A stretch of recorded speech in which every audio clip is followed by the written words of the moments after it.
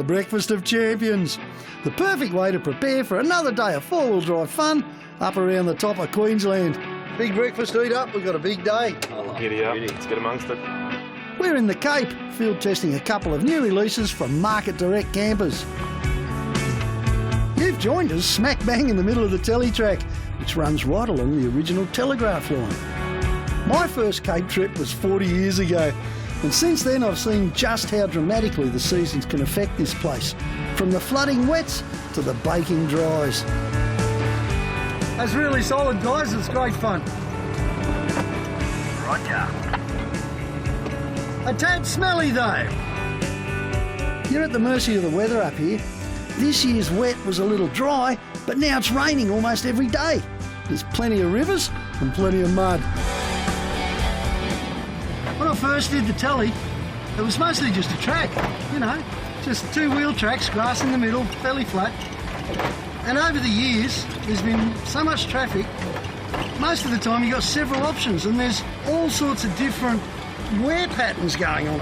It's not so much vehicle wear, it's also the fact that every wet season, anything that's exposed winds up copping huge amounts of water. And so, at the end of the wet season, this place is just one big series of erosion gullies. And then, of course, the vehicles come along and knock it all back into shape.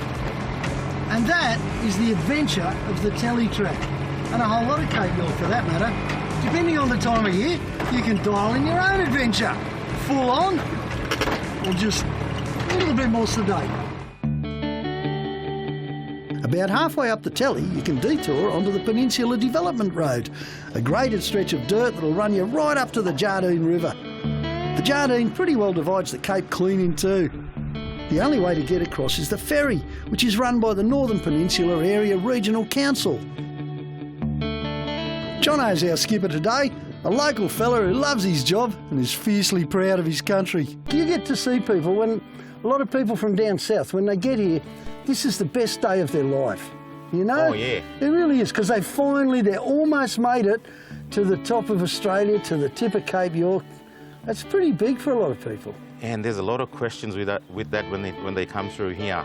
I mean, it's everything to do with where to go to and where's the best place. And then I said, well, you're in the best place already, and this is my office for the day.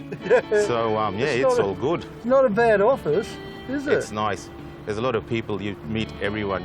Jono, what's the weirdest thing you've ever seen come across the river? Well, when they organise this running from the Cape all the way down to Tasmania stuff, this one guy is going to run from here all the way down there, and I said, I couldn't even run from at the top down here to Jardine, mate.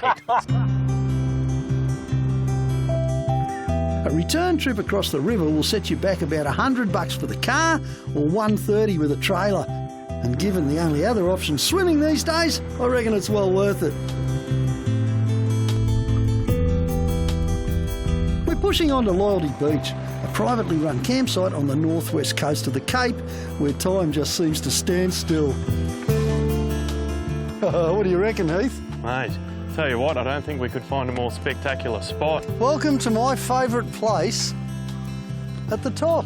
I've been coming here for 20 years to Loyalty Beach, and it's never changed much because it never has to. Mate, this is magic. You're 20 years, this is my first, and I tell you what, how good are these islands all out here? And you know what the best news is? The 4-metre croc's been penned, so there'll be no 7:30 float past to the old croc. The big advantage of having the trailers with us this week is how quickly we can set up camp. The Venturer and the Cruiser have been designed with off-road camping trips in mind, just like this. They're both hard floor campers, so it's all solid ground underfoot. They also have their own built-in kitchens and plenty of storage for all your gear, but the different layouts mean they can be utilised for very different purposes. Everyone is moving towards hard floor camper trailers and loving them through a few simple things that they do. For example, the Venturer over here, your rear fold. You've got massive room, heaps of storage. It's great for a family because you can throw all your gear in there and get away.